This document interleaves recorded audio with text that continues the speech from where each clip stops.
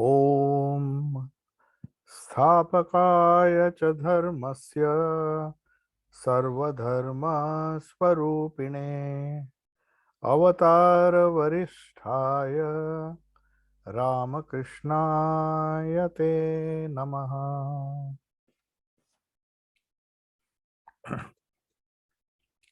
So we are discussing the great master, and the topic which we discussed last time was, the question was asked, Swami Shardananji anticipating that all the devotees or the readers, they will be assailed with a lot of doubts. Naturally, uh, when you read the lives of such great prophets, incarnations, you tend to doubt. You are assailed with a lot of doubts, which uh, which uh, keep you guessing whether all the actions that have been recorded, first of all, are they authentic? Secondly, even if they are authentic, the divine play, as we understand, that an avatar comes without any karma. He doesn't is not born because of any karma. So naturally, how are his actions motivated? If he has come to perform a divine play, or if he has come to perform a leela, as it is popularly known in the Indian language, it is known as Avatar's leela. So if that is a leela, is he aware that he is performing the leela?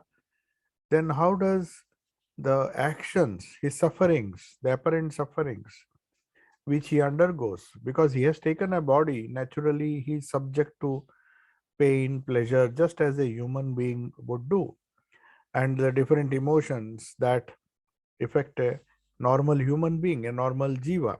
So if he is aware of his Shivahood or of his avatarhood, does the memory exist, a memory of that idea that he has come to perform the divine play, is not come out of uh, a bondage, that is out of a previous karma? So does he remember that? So the Puranas reply, they say that though it is latent, this idea, this memory that I am performing the divine play, it does not always seem to manifest in childhood. So some kind of forgetfulness takes place even in an avatara, and he acts, behaves, and does everything like an ordinary human child or a human being. Even when he grows up, slowly this idea manifests itself. Even Holy Mother has confirmed this, that when she was asked, do you always remember that you are the Divine Mother herself? Says, yes, most of the time, but sometimes because they have assumed a human body, the memory is, though it is latent, it is not always expressed. Only when the body mind complex of the avatara becomes mature, that memory is awakened with very little effort. But in the case of Ishwar Kotis who come to perform the divine Leela, the incarnation or the avatara has to remind him. That's why when Naren came for the first time, Sri Ramakrishna reminded him of his divine role he has to play, and even said that if Keshav Chandra Sen, who was considered to be a great spiritual giant and a founder of a movement, and for whom Naren had great respect, he was just a college boy. But Sri Ramakrishna had that insight, and he could see that Naren has not come to work out his karma. He is free from his very birth, and he has just come. He is a Nitya Mukta soul, a Rishi, a Sapta Rishi who has come to help mankind to overcome the effects of their karma. So he has not come because of his own karma. He is already a realized soul, a Nitya Mukta, as Sri Ramakrishna used to call, and but special Nitya Muktas who are Ishwar Kotis. Ishwar Kotis means one who come with the manifestation of Ishwara or the Avatara to perform certain specific leelas, They play the role of supporting role in the main role played by the avatara. But in this case, in this incarnation, Swamiji himself says Holy Mother had to play not only a supporting role, but a major role. In fact, she continued that Nara Leela, or the divine play, in a much more effective and a much more powerful manner than even Sri Ramakrishna. So, in any case, with little effort, as the incarnation grows from childhood, if we see that divinity appears to be a bit hidden, but now and then we get indications of the divine birth of that incarnation. In Sri Krishna's case, we find many cases, many incidents in his childhood days, which can be compared to which, or maybe where the divine manifestation is seen more. In fact, in Sri Krishna's life, no doubt we see him in Samadhi when he was just uh, acting the role of Shiva in one of the plays on Shivaratri day. He goes into Samadhi. It was very difficult for them to bring him back to the normal plane. They had observed that even when he was a child. Later on, or during that time, he was walking towards that Vishalakshi temple, or they were going towards the Vishalakshi temple in Anur, where he sees the uh, bright white cranes against the dark gray background of the sky, and then he falls into samadhi. Whatever puffed rice he was carrying, that falls off, and then he enters into a deeply ecstatic state. So these incidents are there. Now and then the memory of his own divinity is awakened, but once he grows up, once the body mind organism becomes mature, so to say, and he also performs sadhana, because that is also part of the divine play. How the divinity is manifest by in a human being, in a person who has to work out the karma to show them. He doesn't have to do it. He can manifest it at will, but still, as part of the divine Leela, to teach to the world these great incarnations, they they play the role of a sadhaka as a shishya, and then they show how an ideal disciple should be, how an ideal guru should be, and they play almost all the different roles that are required of them. So, regarding every one of the avatara sections, Swami Shardananji says that since the avatar assumes a human body, he behaves in all respects, except in special cases. He behave in all respects like a ordinary human being, as an ordinary sadhaka. Of course, the capacity of doing sadhana and the sincerity or the yearning with which he does may be far, far superior than an ordinary sadhaka. But still he has to perform that divine leela. As soon as the body-mind complex of that avatara, from childhood when he grows into youth and it becomes a sadhaka, he becomes fully aware, that avatara. That is what Purana says. He becomes fully aware of the goal of his present life. Then the avatara, after having realized, that is why the third volume is known as Guru Bhav Purvardha. The Guru Bhav took some time. In the beginning, it was Sadhak Bhav. The first volume, which we are going to discuss now, we are going chronologically, so we have to start with the first volume. So, in the first volume is the Balya Bhav, the childhood days of Sri Ramakrishna. Then we come to the Sadhak Bhav. That is another attitude where the maturity is a little more, and then he tries to reconcile the different sadhanas by performing them in his own life, accepting different gurus. So that was the purpose of his life, to re-establish religion. That's how we began today's class with the mantra Sthapakaya cha dharmasya sarva dharma swarupine. So he came to establish religion. Did he come to establish a new religion? No, he came to re-establish religion. So the meaning of sthapakaya cha dharmasya, the dharma which was already there, but perhaps wrongly understood, it had degenerated into something. Adharma was prevailing. The real dharma was not understood. So sometimes it may be necessary to re-establish the same Sanatana Vedic culture or Vedic dharma has to be re-established again and again by such avatars. So avatara realizes that my main role is not just to do sadhana but re-establish it by redeeming people. So the Guru Bhav begins. The next two volumes are known as Guru Bhav Purvardha, the first part of his role as the Guru, as the manifestation of the Avatara as a Guru, and then the second part where more and more new disciples come, especially the monastic disciples come, and then Divya Bhav and Narendranath. So towards the end of his life, the Antya Leela as they call, Sri Ramakrishna demonstrated that before going, I'll reveal myself fully, 100%. That's what happened on Kalpataru Day when he blessed each and every one by saying, what more can I tell you? What a greater blessing than this can I give you, except by saying that, may your consciousness be awakened. So he came to re-establish that religion where the primary goal of life is to re-establish religion. The primary goal of life is not anything else. It cannot be anything else. That's why Sri Ramakrishna at the concluding stages, towards the end of his life, on the 1st January, he as it were revealed himself fully. That is why Swami Shardananji says that is not the Kalpataru day. Kalpataru is a day where you express some wish and expect that wish to be fulfilled by the avatara.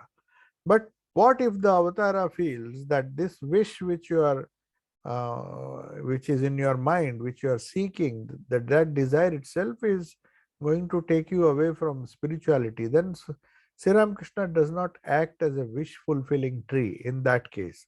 He doesn't become a kalpataru because he knows the wish.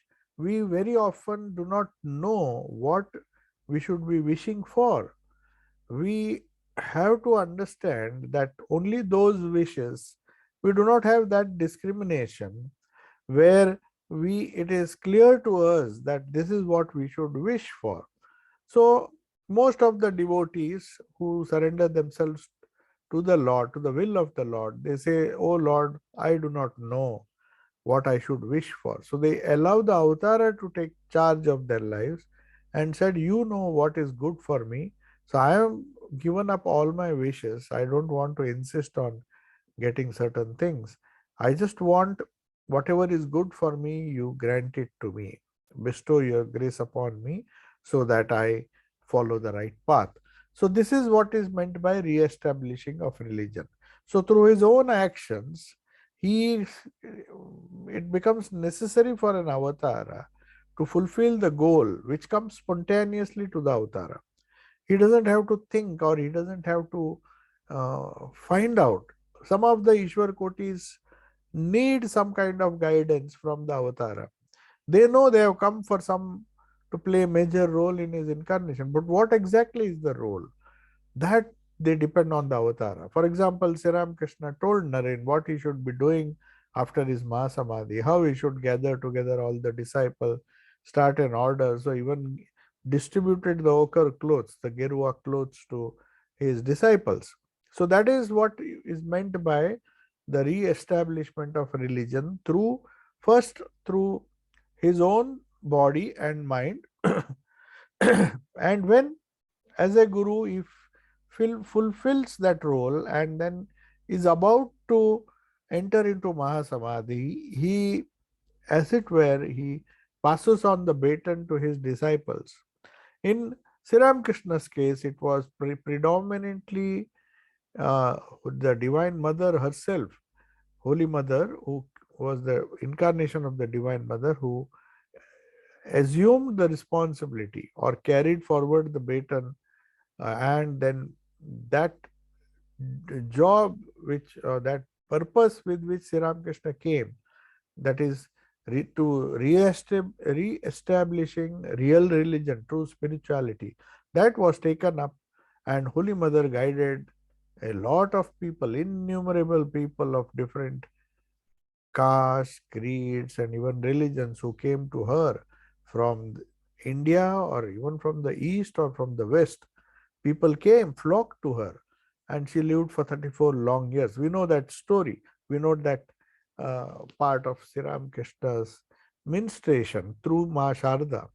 So, whatever is necessary to establish, re-establish religion, the avatar comes equipped with that.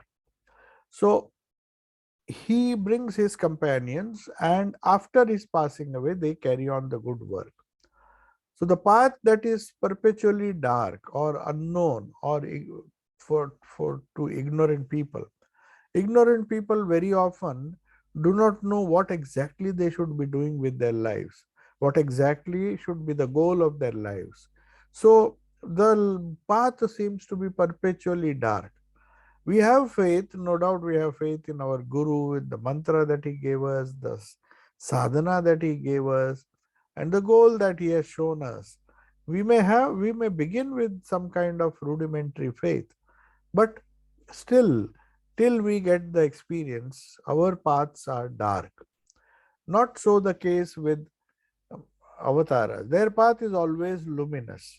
What is perpetually dark uh, to the normal jiva who is struggling to get rid of his ignorance is spontaneously, it is totally well lit up and open and very clear to the avatara, especially when he grows up.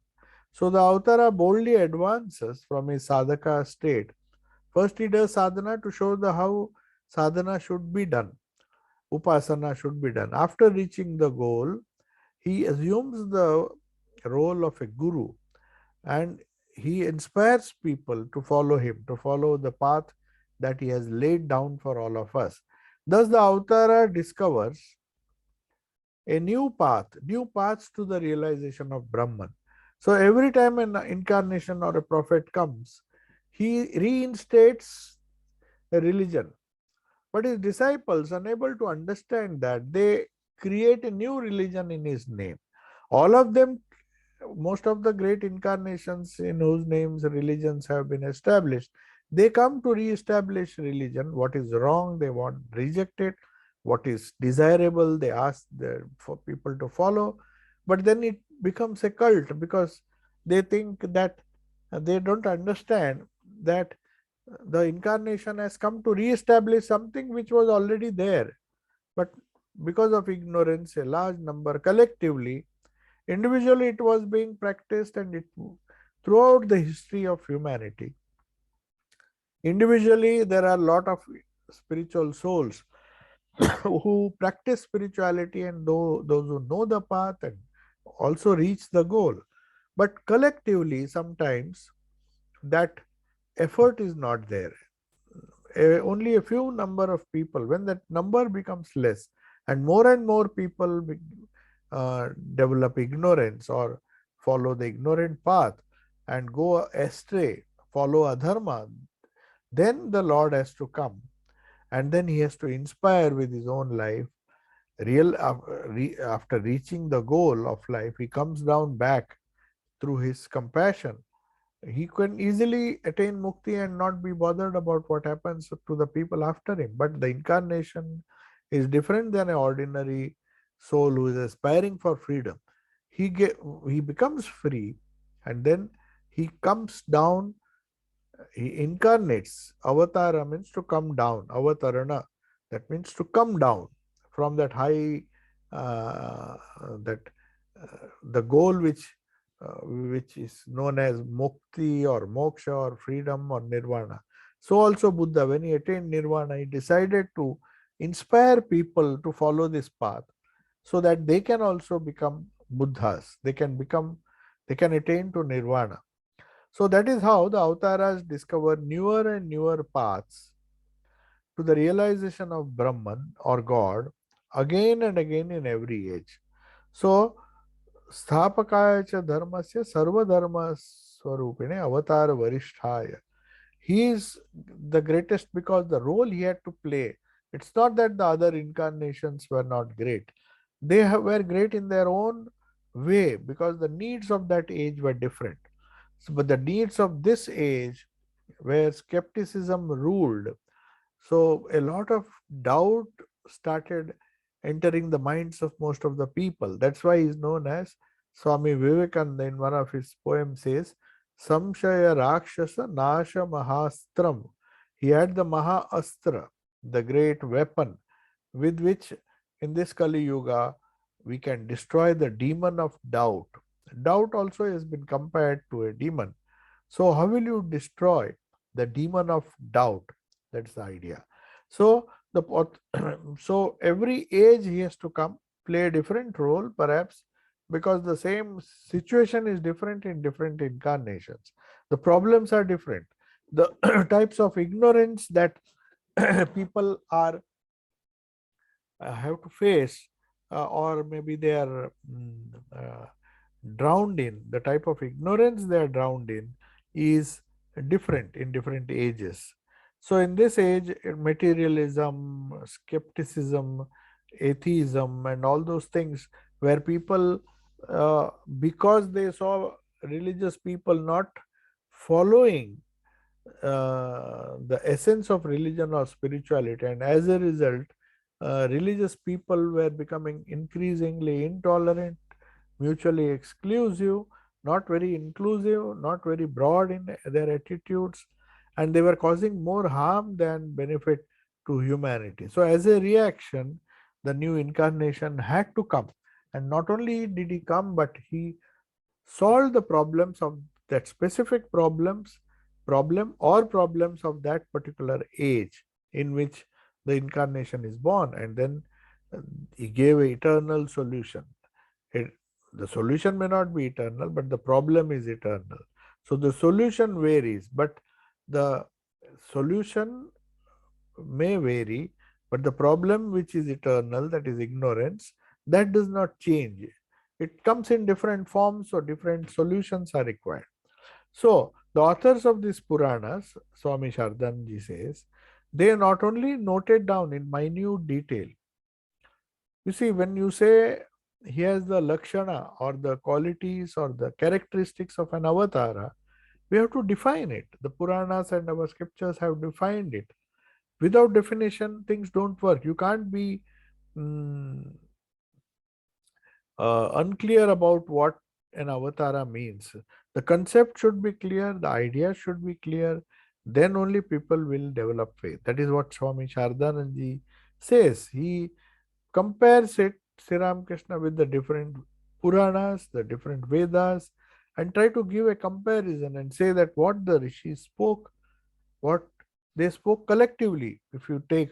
So he was the consummation of thousands and thousands of avatars or great souls over a period of 3000 years. So he took up the oldest sadhana and the latest sadhana. He followed almost people from different religious faiths which were prevailing at that time. During his time, they came and then they understood the true nature of their own religion, their own faith, which was once upon a time practiced, but over a period of time it had degraded into something trivial or something bad, which was not serving the purpose. So the attributes and the actions and the nature of an avatara are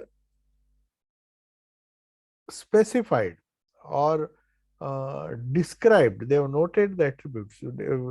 After studying how were the Puranas written, the people who wrote these Puranas were highly spiritual people who observed the incarnation, like M. Master Mashay was one of the appointed scribes. He wrote the biography and the gospel of Sri Ramakrishna and gave a lot of materials for his biography. He noted down everything, the exact time. He took a lot of effort to see what conversations were going on, what is the context in which Sri Ramakrishna is trying to uh, explain these things, what may be what may be the real import of his. So whatever, wherever it was possible, M has tried to explain it in his own way, because he had the advantage of being in the company of Sri Ramakrishna for a long time, at least the later part of his life. So he played an important role. So also Swami Vivekananda interpreted Sri Ramakrishna, though he did not directly mention his messages, because he did not want to present Sri Ramakrishna only as an avatar. That is the privilege of only a few to believe. Whereas all the others, they would be considering him either as a saint or as a good man, as um, his doctor, Dr. Mahendra Lal Sarkar. He, of course, came to Sri Ramakrishna because he liked his nature, he liked his purity, he liked his sincerity, he liked many attributes which do not describe the real incarnation. He liked a few of the attributes and actions of an avatar, and he said that is enough for me, and he loved Sri Ramakrishna for that. So one does not have to understand or appreciate all the attributes and actions. That whatever we have, our constitution, our gunas, our likes and dislikes, they determine which qualities of the avatara people will, the devotees will follow. So the Puranas then came to the conclusion that all the different attributes, actions are compiled by them, because some people may attribute certain qualities, some rishis or some antaranga shishyas, they will attribute certain qualities by their keen spiritual observation. There may be other disciples who may record or note certain things. All things will not be noted by the same person. So these Puranas, the writers of this Puranas, the composers of the Puranas, they compiled and said that these are the attributes of an incarnation. If ever there is an incarnation, they have written a lot about their current incarnations like Krishna, Sri Rama and other, Buddha, their disciples have written. And later on they were published, these incidents, the sayings and the messages. But in, in the case of newer and newer incarnations, it would not be a good idea to compare the two to find out who is superior. That is why some people who misunderstand Avatara Varishta, why Sri Ramakrishna is saying, Swamiji is saying that he is an Avatara Varishta.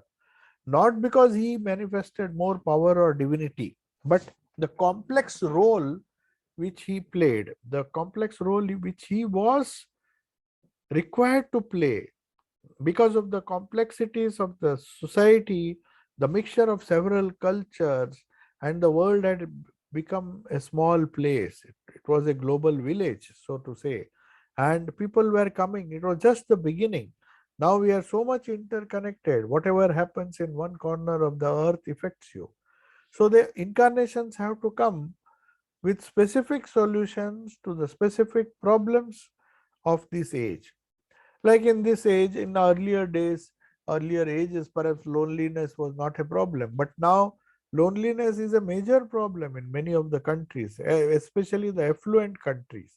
When you have attained everything in life, then the ghost of loneliness, the ghost of doubt, the demon of doubt, samshaya rakshasa, it tries to gain control, and you try to become atheist, and you try to say that no, I don't need an incarnation, I am happy by myself. Till everything goes on smoothly, we are happy, we are very proud that we have achieved so many things, so we don't bother. But when the need comes, when there are so many conflicts, there are so many issues in our life, there are so many struggles, physical, mental and otherwise, so at that time we find that the avatara comes and not only shows us the way, but gives us the strength to practice those things which were practiced over a period of time by various rishis and saints and prophets and avatars. He comes and solves the problem, the specific problem of a specific age in his own specific way. That is why we find a lot of uh, differences in the approach. But at the same time, when Swamiji says, Sarva Dharma Swarupine Avatara Varisthaya Ramakrishna, he is, because he attempted all different religions, succeeded in that, he was not exclusive at all. He was so inclusive, Sri Ramakrishna, that universalism was one thing which he said we cannot be compromised with. Whichever you may follow a particular path, but it would be terribly wrong if we say that this is the only path. So, also, by the inscrutable power of Maya, how does he do it? The eternal universal religion, when it degrades with the passage of time, the Prakriti herself, the inscrutable power of Maya, uh, and there are two aspects of this Maya. One is the negative aspect, the inscrutable power which creates bondage, and the power which we don't understand, which releases us from bondage. So both we don't have a very clear picture. We don't have a clear mental conception of what these two different things mean. What is the power of Maya? So people lead, in one side you will see people leading their lives with a strong belief system, saying that this world and its mundane enjoyments, like the Charvakas, they are there all in all.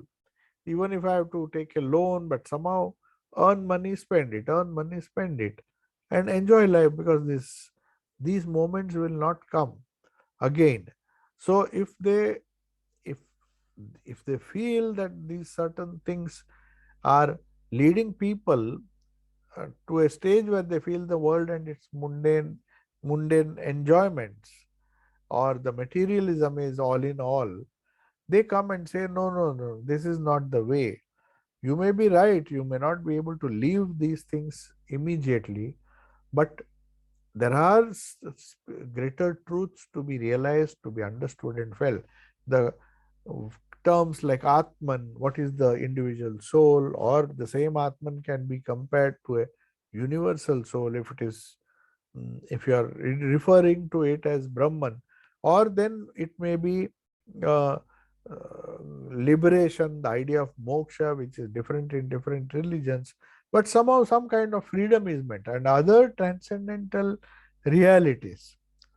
So these people who think it is just a poetic fancy, all these beautiful words, Atman, Ishvara, or maybe Brahman, or the Para Brahman, and all those things, people think, what is all this? Because of the inscrutable power of Maya, they are not able to understand. The ignorance still remains. And they think it is nothing but a poet's fancy. These people are all illusory people running after a mirage.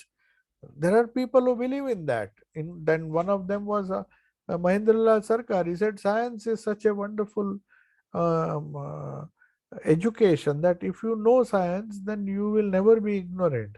You have to remove ignorance. And what is the way? Throw away everything that your forefathers wrote or forefathers spoke about, whether what happened to them, without giving it a fair bit of thinking whether what they did was right or what we are doing is right. We no doubt make progress, but progress is not always in the ascending order. You can make progress, but on the wrong side. If it is pointed to the wrong side, that progress will lead you to more and more materialism. So when before we use the progress, what we should define what it really means to be progressive, to be more and more free, to be more and more uh, mm, happy, to joyful, and to be more and more be secure. These are the wonderful things which the avatara comes to show and tell humanity that till now you have followed the negative path, or whatever negativity was there in your life, let us remove it. And instead of considering the spiritual world to be an illusory dream, that these things are uncertain, what is there in the visions, what is there in uh, leading a pure life, they are all poets fancy, they have motivated us to do that, but it is not going to help. So some people hold on to their crude materialistic values and they get along with it. Not that they they will lose everything. But over a period of time, these people who consider Atman, God, Brahman, or liberation, and all these things as trivial things, if they mistakenly think or do not deal with it and try to study other subjects or try to understand, remove the other ignorances from the second world. So they will achieve wealth. Such people will achieve wealth, worldly pleasures in some way or the other. Even there is a lot of effort to be made. It doesn't come just by chance. Sometimes you may get by certain things by chance, but there is a limit. If you really did not deserve it, you lose it. So on another side, we see the Prakriti is trying to create more and more ignorance in our lives. So they are going towards the gross. It's not that Prakriti wills. Prakriti is a neutral power. Power, fire can burn, fire can cook food. So the way how do we use it, that is left to us. So this world is like a fire. Tapta jivanam, kavibiriditam, that is there in the Bhagavata. People who are scorched by the fire of desires. That is how they describe. To them, a few words uttered by the incarnation, they become so lively, so life transforming. So we have to understand that all the actions of the incarnation are in some way or the other pointing us or guiding us towards the ultimate goal of life. So, but still, the force of Maya, which opposes this way kind of thinking, the kind of thinking which we are all undergoing now, spending some time at least in the spiritual thoughts. It's not that we are just reading the biography because we have to pass an exam or something, but in our own way, we are trying to understand. There are plenty of books on these great incarnations telling us exactly what to do. But all of them do not give the same kind of inspiration you get when you come in contact with these incarnations. So, if one really feels that somehow by ignorance we are carried away by a dark, devilish, endless, and terrible world and full of despair, when it comes to the extreme, then those such people, they they suffer endless pain in agony and then seek some kind of deliverance or liberation from these troubles. That is what everybody aims to do.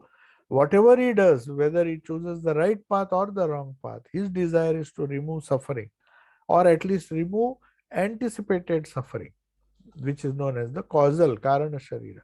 The causal part of our personality which has not yet flowered, which has not yet grown, or which has not yet been clear enough in our life, is somehow stays dormant till the avatara grows up. Then all these things come and he tries to solve it and show it to the world. So whenever the ignorant people call out and request the Lord in agony, like Girish Ghosh did, and seek deliverance, under such circumstances, the God Himself, the all powerful God, we always call God the all powerful, whichever religion you belong to, a lot of power is associated. In fact, Hindu Purana say Bhagavan, one who has six powers, six main powers. They further can be divided into different powers. But out of compassion for human weakness, so the Lord, as a special case, even while he is trying to get used to the place, he performs this divine Leela. And he comes and makes all the paths which were trodden before in darkness. He creates such a wonderful light that you just follow that path and you will be delivered. I mean, if you after that, if you will understand, and then you will try to practice those things. So, out of compassion for human weakness, Shardanji says, God takes a human form. When we go to the extreme, when the adharma rises to a level where human intervention does not solve the problem, then the divine takes over. As if the moon has emerged out of the eclipse And then under the Almighty God whom we were worshipping, he makes all the concepts of the eternal religion, whatever be their description or whatever be their methodology of discussing. The avatara's job is to put a lot of power behind those words, put a lot of infinite spiritual power. That is why the impact of, because all these truths have been experienced by Sri Ramakrishna at some stage or the life or other. So he has the conviction of experience which enables him to showcase before the whole world, this is the path, this is what I followed, and I assure you, as he told Naren, I have not only seen God, but I can make him, you can also see him, and I see him in a much more intenser way than you see human beings around you. So that is the intensity of vision, intensity of purpose, and the clarity of vision which Sri Ramakrishna passes on to his disciples, including Holy Mother. So that's why God has to take, when he finds that society is becoming more and more unstable because of the greed of other men, then the Lord has to come, and then he puts the humanity again back on the spiritual path. So as we see, the laws, universal laws do not change, just as Newton's law do not change in a particular system. We have also framed our own laws, and that one of the laws says that there cannot be an effect without a cause. So that leads to the idea of how, if this is the effect caused by a previous cause, then what caused that cause? So then you go on and on and all. So you're not supposed to, that way you can never understand Maya through your intellect. You have to find out deeper reasons why these things happen. So, but we know for one thing that there cannot be any effect without a cause.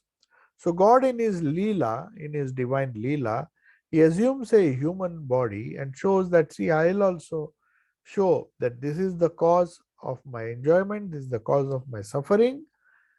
In his case, it was taking the sins of people whom he redeemed.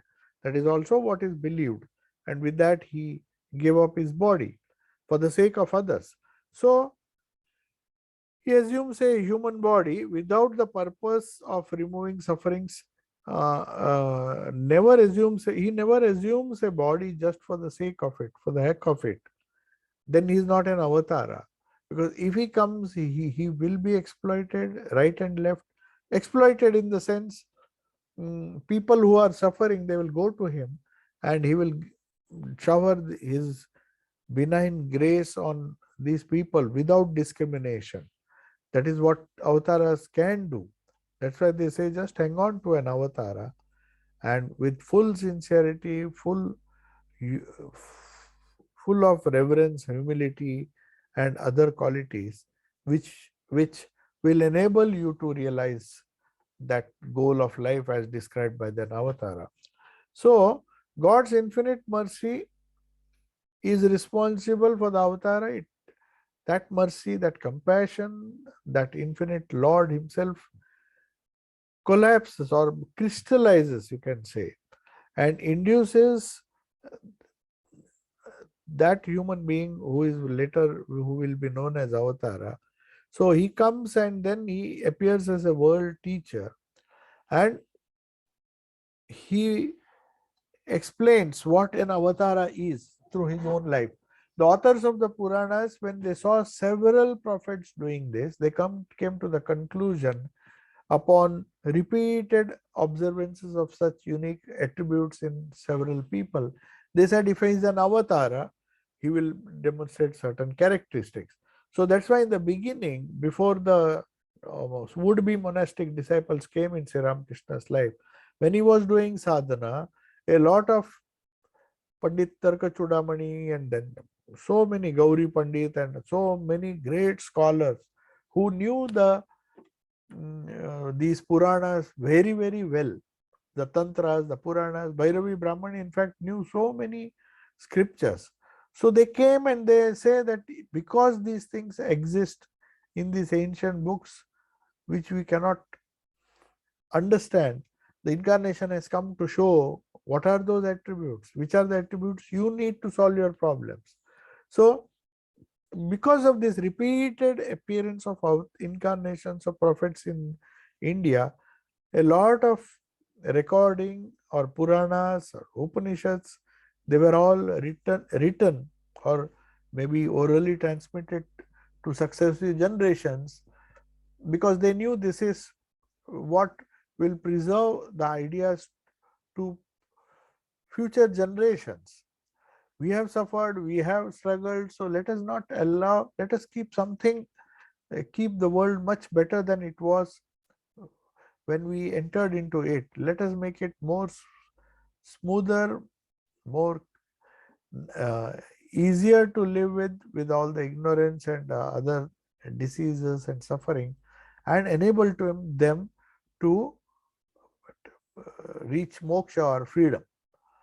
So therefore, Swami Shardanji finally concludes. He says that the omniscient one who knows the past, present, and future, that avatara who is a world teacher and who discovers a new path, appears in the world. He's born, very birth is because of that. He appears in this world because he has to fulfill the need of that age. India, Swami Shardanji says, the land of spirituality, and they have been sanctified. India's soil of India has been sanctified by the footprints of avatars and many other uh, great personalities who appeared from time to time trying to save civilization. So even now, whenever the need arises, the avatars, the Puranas spoke about previous avatars, obviously.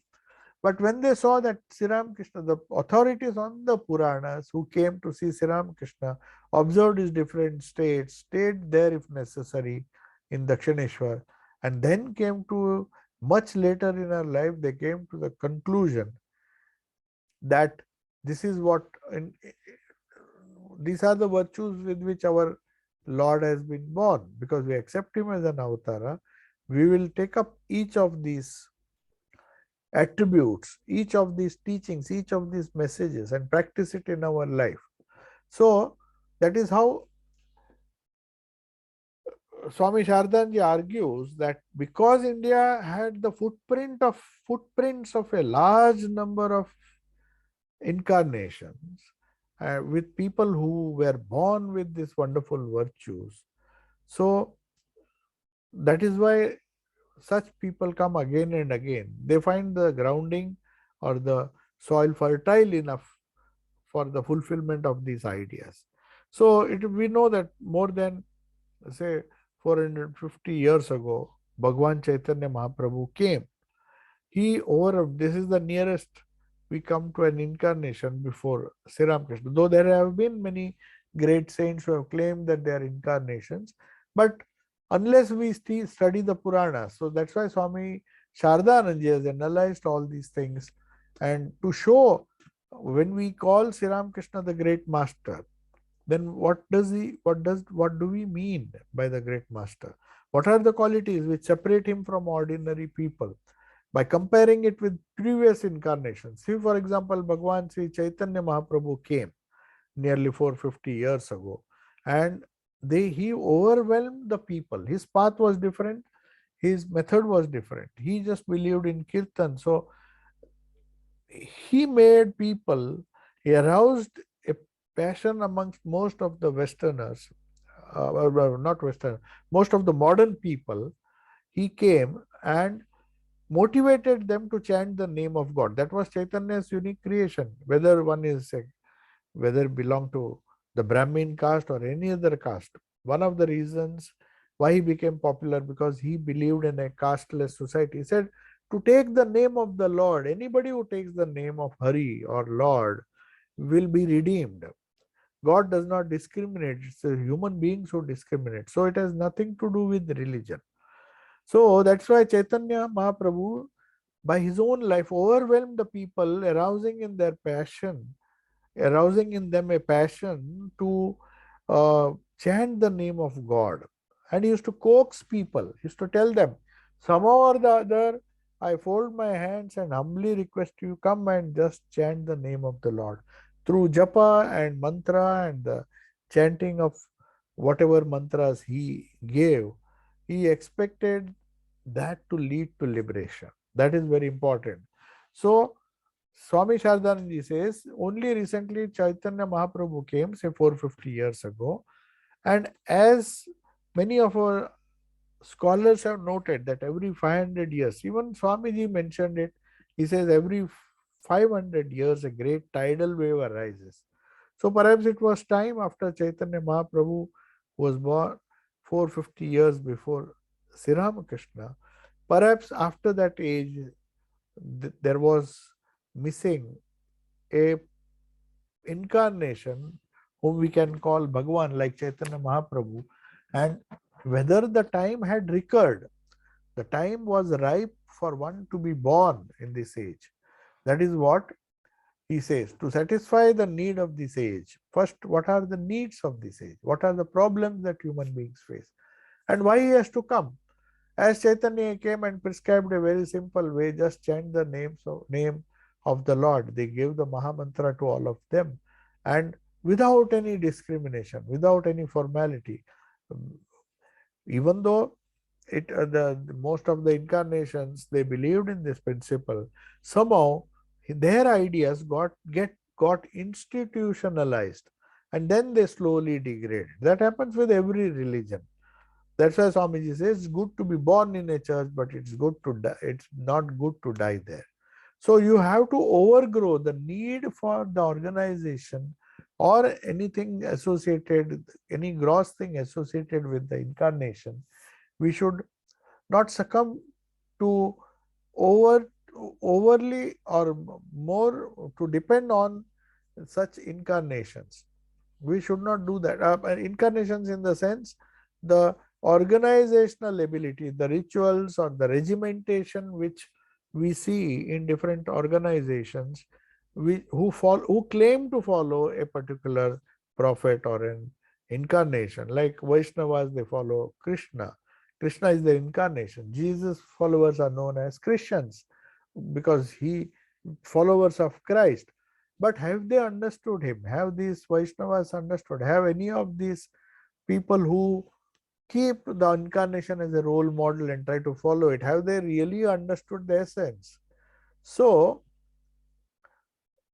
here Sri Ramakrishna, Swami Shardanji says that though he passed all tests, we'll see all those things when we come to the later chapters, but he's just given an introduction. He says normally when Britishers and all the foreign powers came, they thought India was an impoverished nation.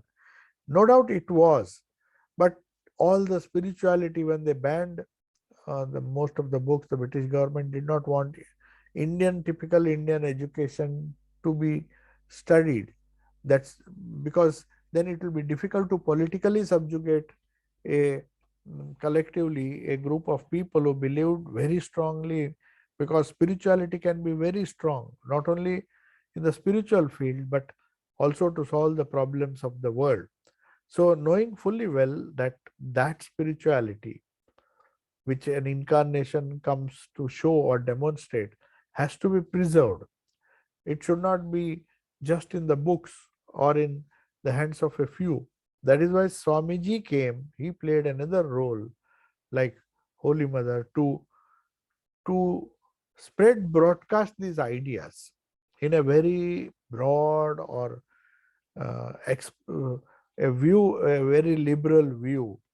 Because if you don't do that and if you become exclusive, then after a certain time it degrades into something which is as an institution or as a you may say the regimentation with which these ideals, these principles are held on to, it is converted into a simple ritual or simple rituals which people think, oh, I am a follower of this particular religion. I as long as I do it, as long as I worship God several times, say 5 times or maybe 10 times, if whatever things have been laid down before them, then they think they are devout people, including the Indians also. They also wrongly understood the concept of spirituality and tried to search for them in these small rituals, which are no doubt they are important, but they are not as important as the core of religion, and that is spirituality. So we will conclude here. So here Sri Ramakrishna, Swami Shardanji concludes by saying that did the overwhelming compassion of Sri Ramakrishna compel him to incarnate in India, a country which was considered by many, especially the Westerners, as a poor, inglorious, and country which was full of selfish people, weak people, and they were being looked upon in with some kind of contempt. So all the foreigners, for them, somehow they thought it's a different country, different culture, but because see how much less wealth these people have. This whole civilization is struggling in poverty. So many people wrongly misunderstood India and thought that there is no spirituality here, because there is a tendency, especially among the reform movements after Christianity, to consider material welfare or material advancement as a sign of God's grace. In fact, Martin Luther, he started this movement and said that the fact, how do you know that a person has spiritually advanced? They think it is the gifts of God, the grace of God, which which shows itself as gaining of wealth, property, and born in a royal family or a prosperous family, and possessions of all different kinds of facilities and wealth and other things.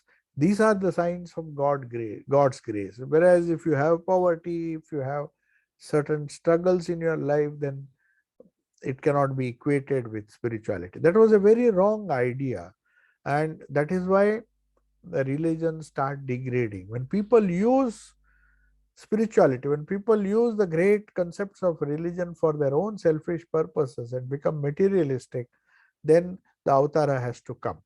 So Sardanji says this time when Sri Ramakrishna came with his Maha Mantra of not getting attached to Kamini or Kanchan, lust, greed or gold, greed or money or wealth.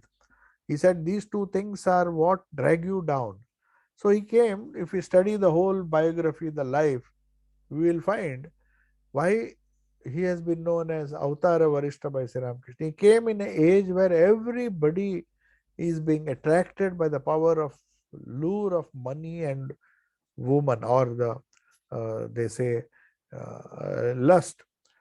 So these characteristics of the modern human being, he spelled it out and said, unless you conquer that, unless you do not fall a victim to lust and gold, then only you can realize.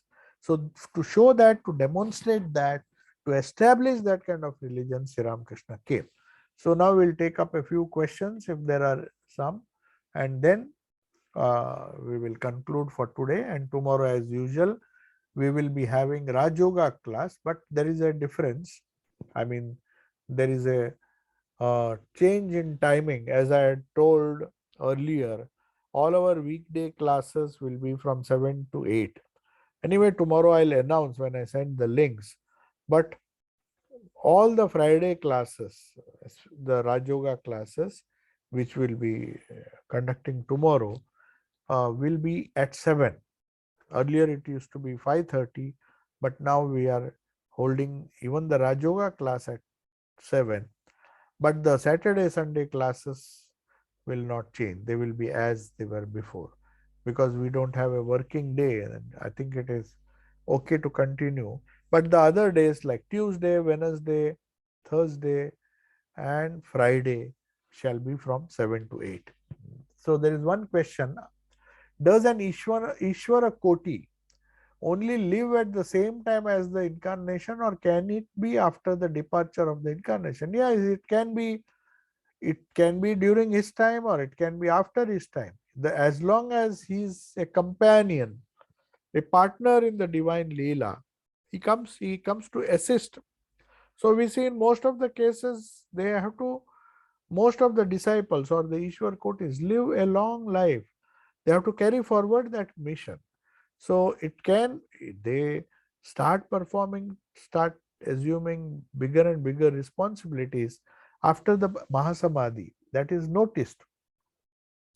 So that is noticed by uh, that is noticed in our scriptures. Whenever Chaitanya Mahaprabhu, Rama, Krishna, and all these people came, they came with their Ishwar Kotis, who assisted them by playing certain, they were very close to them. So they were part of the divine play. So definitely their roles are not limited to the lifetime of the incarnation alone. They continue to inspire and they continue to take that movement forward or take that those ideas forward, and they also realize these truths in their own life and convey it to a succession of disciples.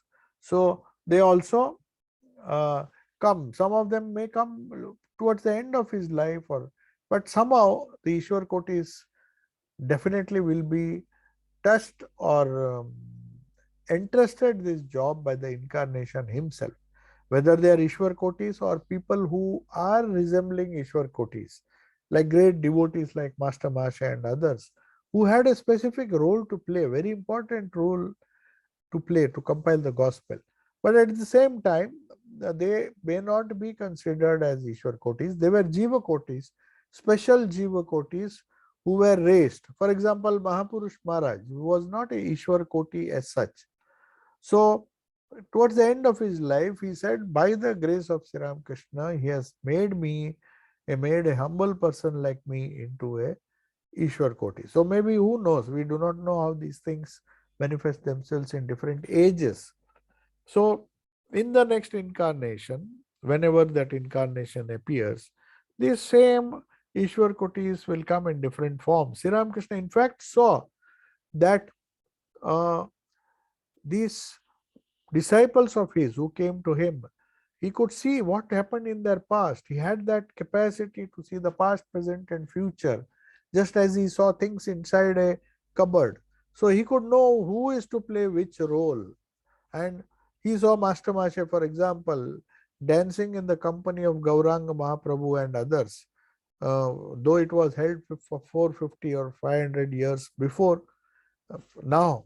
But still he saw, or he came to a conclusion and told Master Mashi that I saw you in a group that were dancing and singing kirtans when Sri Chaitanya Mahaprabhu are alive. These things look mysterious, very difficult to understand, but for Sri Krishna it was very natural, and he expressed many, many things which we will see in our later chapters. So one more thing he says,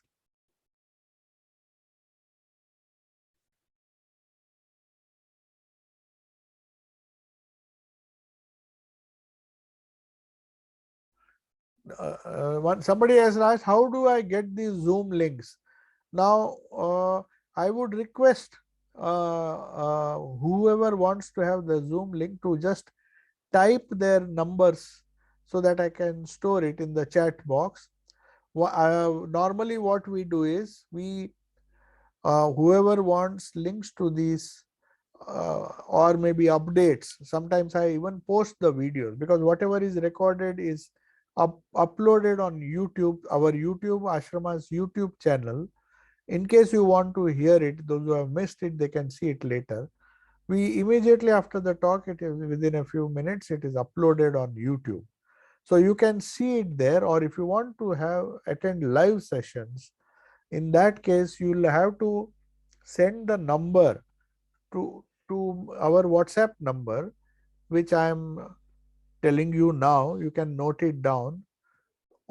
There's a English number, that is a UK number, 07448. I'll just type it in the chat here.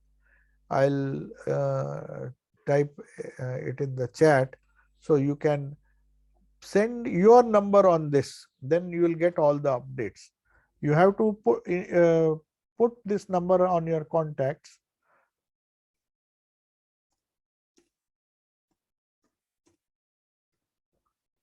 This is my number. This is the number.